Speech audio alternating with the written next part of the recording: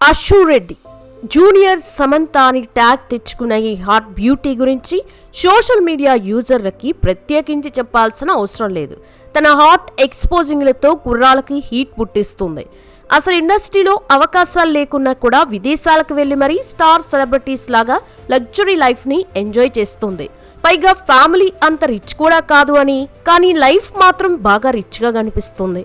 దానికి రీజన్ ఏంటో తెలియక చాలా మంది తలబట్టుకున్నారు. కానీ అదే సమయంలో అశు రెడ్డికి సినీ నిర్మాత కేపీ చౌదరితో ఓ సంబంధం ఉందని బయటపడింది. ఏకంగా గంటల కొద్దీ వీరి మధ్య ఫోన్ కాల్స్ నడిచేవి. మరి అశు రెడ్డికి కేపీ చౌదరికి మధ్య ఏం నడిచింది? అతనితో కలిసి అశు ఆ వ్యాపారం చేసిందా? ఈమె ఎక్కువగా విదేశాల్లో ఎందుకుంటుంది? ఆఫర్స్ లేకున్నా కూడా ఈమెకి ఇంత డబ్బు ఎక్కడి నుండి వస్తుంది? అసలు అశు రెడ్డి ఆర్జీవికి మధ్య ఏముంది? బిగ్ బాస్ ప్రోగ్రామ్ కి అశు రెడ్డిని 2 సార్లు సెలెక్ట్ చేయడానికి రీజన్ అదేనా? ఎందుకు అశు రెడ్డి అర్ధరాత్రి అమెరికాకి పారిపోయింది అనే నమ్మలేని నిజాలని ఈ వీడియోలో మనం తెలుసుకోబోతున్నాం. స్కిప్ చేయకుండా ఎండ్ వరకు చూడండి వీడియోని. అశ్విని రెడ్డి అలియాస్ అశు రెడ్డి 1992 సెప్టెంబర్ 15న ఆంధ్రప్రదేశ్లోని విశాఖపట్నంలో జన్మించింది. ఇక ఈమె తండ్రి కృష్ణారెడ్డికి టెక్సాస్లో జాబ్ దొరకటం వల్ల ఫ్యామిలీ మొత్తం అశు రెడ్డి చిన్నప్పుడే వైజాగ్ నుండి టెక్సాస్కి షిఫ్ట్ అయ్యారు. ఇక అశు రెడ్డికి దివ్య అనే చెల్లెలు కూడా ఉంది. అశు రెడ్డి తన స్కూలింగ్ టెక్సాస్లోని గ్లీమర్ హై స్కూల్లో చదివింది. చిన్నప్పటి నుండి యాక్టింగ్, మోడలింగ్ మీద ఇంట్రెస్ట్ ఉన్న అశు రెడ్డికి పేరెంట్స్ సపోర్ట్ చేసేవాళ్ళు కాదు. దీంతో ఈమె తన ఎడ్యుకేషన్ మీద ఫోకస్ చేయాల్సి వచ్చింది. చదువు మీద ఇంట్రెస్ట్ లేకపోయినా తన ఎంబీఏని 2015లో కంప్లీట్ చేసింది. ఇక సోషల్ మీడియాలో ఎప్పుడూ యాక్టివ్గా ఉండే అశు రెడ్డి అప్పట్లో డబ్ స్మాష్ ద్వారా ఆడియోకి సింక్ చేస్తూ వీడియోల్ని సోషల్ మీడియాలో పోస్ట్ చేస్తూ ఉండేది. ఇక ఆ వీడియోస్లో ఈమె కాస్త సమంతలాగా ఉందని ఈమె చేసిన వీడియోస్ కాస్త వైరల్ అయ్యాయి. అలా ఈమెకి ఒరిజినల్ సమంత కన్నా ఎక్కువ పాపులారిటీ సోషల్ మీడియాలో వచ్చింది. తనకి వచ్చిన ఈ పాపులారిటీని ఎలాగైనా యూజ్ చేసుకోవాలని అనుకుంది. ఇక అశు రెడ్డి పేరెంట్స్కి ఇష్టం లేకపోయినా తాను పట్టువదలని విక్రమార్కుల్లా సినిమాల్లో యాక్ట్ చేయాలని పట్టుబట్టడంతో వాళ్ళు ఓకే చెప్పడం జరిగింది.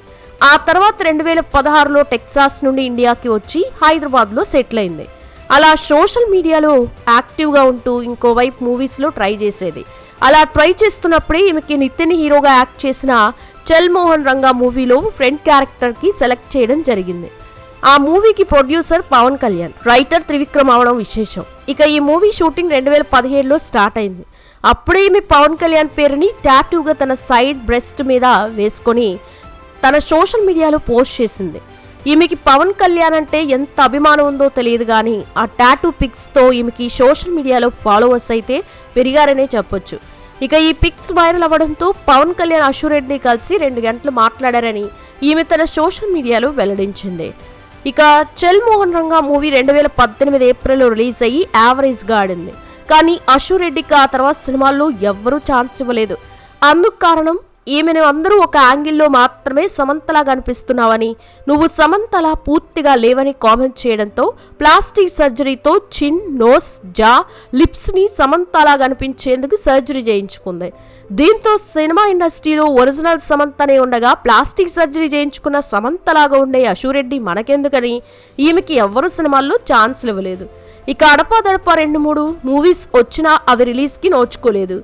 అలా అశు రెడ్డి ఎంత ట్రై చేసినా సినిమాల్లో ఛాన్సులు రాకపోయేసరికి టెక్సాస్కి వెళ్ళిపోదామని అనుకుంది. కానీ ఈమెకి సోషల్ మీడియాలో వచ్చిన పాపులారిటీని చూసి బిగ్ బాస్ 3 నుండి ఈమెకి ఆఫర్ అయితే వచ్చింది. కానీ వాళ్ళ టర్మ్స్ అండ్ కండిషన్స్కి ఈమె ఓకే చెప్తేనే వాళ్ళు సెలెక్ట్ చేస్తారని చెప్పడంతో, అంటే బిగ్ బాస్ హౌస్లోకి సెలెక్ట్ అవ్వాలంటే లోపల ఎవరితో ఒకరితో క్లోజ్గా ఉంటూ ప్రేమాయణం నడపాలి. అంతేకాకుండా ఇలాంటి న్యూ కమర్స్ బాయ్ ఫ్రెండ్ ఉన్న Bigg Boss team terms and conditions ఒప్పుకోకపోయినా వాళ్ళని సెలెక్ట్ చేయరన్నమాట. ఇక ఇప్పటికే ఫారిన్ కల్చర్ని ఇమ్యూన్ చేసుకుని ఫాస్ట్ లైఫ్కి అలవాటు పడిన అశు రెడ్డి లూజర్గా ఇంటికి తిరిగి వెళ్ళలేక ఫైనల్గా బిగ్ బాస్కి సెలెక్ట్ అవ్వడం జరిగింది. ఇక బిగ్ బాస్ హౌస్ లోపలికి వెళ్ళిన తర్వాత ఈమె రాహుల్ సిప్లిగన్స్తో క్లోజ్గా ఉంటూ లవ్ ట్రాక్ నడిపిన ఈమె పర్ఫార్మెన్స్ అంతగా ఇంట్రెస్ట్ లేకపోవడంతో 5th వీక్లోనే ఎలిమినేట్ అయింది. అలా బిగ్ బాస్ నుంచి బయటికి వచ్చిన అశు రెడ్డి టెక్సాస్కి తిరిగి వెళ్లకుండా బిగ్ బాస్లో వచ్చిన ఫేమ్తో మూవీస్లో ట్రై చేయాలని అనుకుంది. కానీ అది కూడా ప్రయోజనం లేకుండా పోయింది. ఇక ఇలా ఉంటే అవ్వదని తనే ఒక యూట్యూబ్ ఛానల్ని 2020లో స్టార్ట్ చేసి తనకి సంబంధించిన వీడియోస్ని చేస్తూ వచ్చింది. ఈ మధ్యలో ఛాన్సుల కోసం పవన్ కళ్యాణ్ని త్రివిక్రమ్ని కలిసినా ఈమెకి అది ఉపయోగపడలేదనే చెప్పొచ్చు. ఇక నార్మల్ పర్సన్కి సెలబ్రిటీ హోదా వస్తే చాలు, రోజు పార్టీలు, వీకెండ్లో రేవ్ పార్టీలు ఖచ్చితంగా ఉంటాయి. అలా ఆ పార్టీస్కి చాలామంది వెళ్తారు. కారణం అక్కడికి డైరెక్టర్స్, ప్రొడ్యూసర్స్, హీరోలు వస్తారని, ఎలాగైనా వాళ్ళతో మంచి ఫ్రెండ్షిప్ని పెంచుకుంటే సినిమాల్లో ఛాన్సులు కొట్టేయచ్చు అనే ఆశతో. తీరా అక్కడికి వెళ్ళిన తర్వాత సర్కిల్ అయితే ఫామ్ అవుతుంది. కానీ అక్కడ మనకి మంచి చేసే వాళ్ళకన్నా చెడు చేసే వాళ్ళు ఎక్కువగా ఉంటారనే చెప్పొచ్చు. ఇక ఆ పార్టీస్కి వెళ్ళే స్ట్రగులర్ హీరోయిన్స్కి కానీ, ఫీమేల్ ఆర్టిస్టులకి కానీ ఛాన్సులు కావాలి. ఎందుకంటే మనీ కోసం. ఇక అక్కడ ఛాన్సులు ఇవ్వరు, కానీ మనీ వచ్చే దారి మాత్రం స్ట్రగులర్ ఆర్టిస్టులకి, హీరోయిన్స్కి చూపిస్తారు.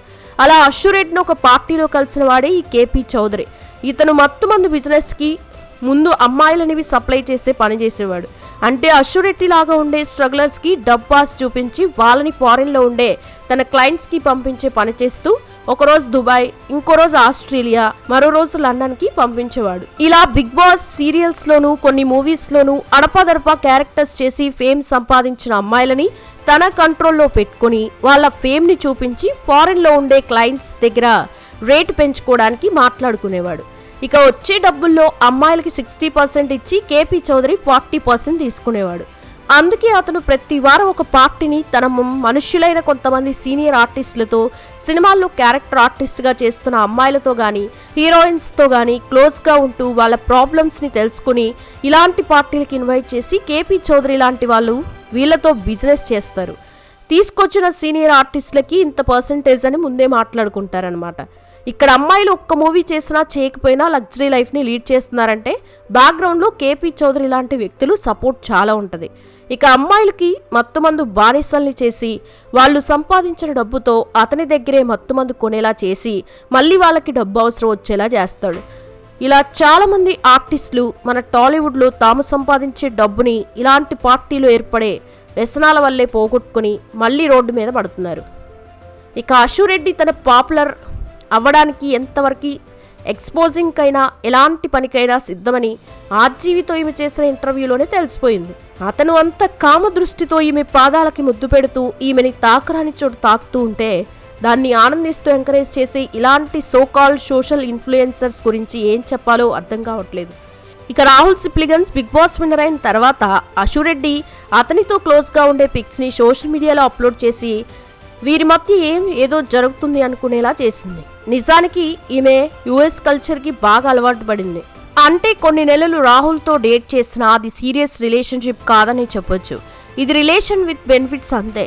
ఎందుకంటే రాహుల్కి వచ్చిన ఫేమ్తో అశురెడ్డికి ఏమైనా బెనిఫిట్స్ జరగచ్చనే ఆలోచనతో ఈమె క్లోజ్గా ఉండడమే తప్ప వేరే ఏం కాదని చెప్పొచ్చు. ఆ తర్వాత ఈమె పేరు యాంకర్ ప్రదీప్తో కూడా వినిపించింది. ఇక ఆర్జీవితో ఈమె ప్లే చేసిన గేమ్ ప్రదీప్తో కూడా చేసింది.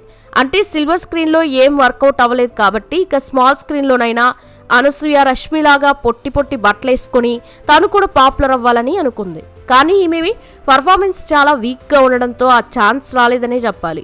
ఇక ఈమెకి బిగ్ బాస్ టీంతో ఉన్న మంచి సాన్నిహిత్యం కారణంగా ఓటీటీ బిగ్ బాస్కి కూడా ఈమె సెలెక్ట్ అయింది. అంటే ఛాన్స్ కావాలని పరితపించే ఎంతోమంది ఆర్టిస్టులకి ఒక్కసారి కూడా ఛాన్స్ ఇవ్వని బిగ్ బాస్ టీం అశురెడ్డికి మాత్రం రెడ్ కార్పెట్ వేస్తుందా అంటే మీరే అర్థం చేసుకోవాలి. అయితే గతంలో గోవా నుంచి మత్తుమందును తీసుకుని వచ్చిన కేసులో కేపీ చౌదరిని పోలీసులు విచారించారు. ఈ విచారణలో భాగంగా 100 మత్తుమందు ప్యాకెట్లను గోవా నుంచి తీసుకొని రాగా అందులో 90 ప్యాకెట్లను సీజ్ చేశారు. అయితే మిగిలిన 10 ప్యాకెట్లను ఎవరికి అమ్మారనే దానిపై విచారణ సాగించగా టాలీవుడ్ సెలబ్రిటీల పేర్లు వెలుగులోకి వచ్చాయి. నిందితుడు కేపీ చౌదరి కాల్ లిస్ట్లో బిగ్ బాస్ ఫేమ్ అశురెడ్డితో పాటు చాలా మంది సెలబ్రిటీల పేర్లు ఉండడంతో అశురెడ్డిని పోలీసులు ప్రశ్నించే అవకాశం ఉంది. అశురెడ్డితో పాటు నటి జ్యోతి, సురేఖ వాణి, ఇతర ప్రముఖ నటీమణులతో కేపీ చౌదరి సన్నిహితంగా ఉన్న ఫోటోలు ఉండడంతో అటువైపు నుంచి కూడా పోలీసులు విచారణ సాగిస్తున్నారు.